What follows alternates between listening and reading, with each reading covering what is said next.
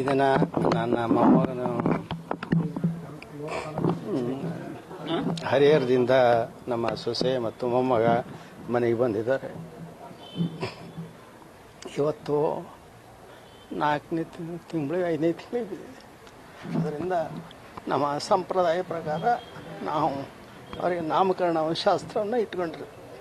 ಈ ದಿನ ಗುರುಗಳ ಆಶೀರ್ವಾದ ಇದೆಲ್ಲ ಇದರಿಂದ ಅವನಿಗೆ ಶಶಿಧರ ಅಂತ ಒಂದು ನಾಮಕರಣ ಮಾಡಿ ಇವತ್ತು ಸಂಕ್ಷಿಪ್ತವಾಗಿ ಮನೆಗೆ ಪೂಜೆ ಪುನಸ್ಕಾರ ಇಟ್ಕೊಂಡಿದ್ದೀವಿ.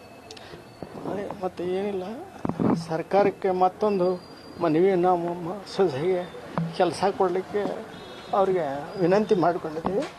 ಅದನ್ನು ಸರ್ಕಾರ ದಯಮಾಡಿ ಅದನ್ನು ಪರಿಷ್ಕರಿಸಬೇಕಂತ ವಿಶೇಷ ಪ್ರಕರಣ ಒಂದು ಪರಿಗಣಿಸಿ ಅದನ್ನು ಒಂದು ನೌಕರಿ ಕೊಡಬೇಕಂತ ನಾವು ಕೇಳ್ಕೊಂಡಿದ್ದೀವಿ. ಈ ಮೂಲಕ ಮಾಧ್ಯಮದ ಮುಖಾಂತರ ಅದೊಂದು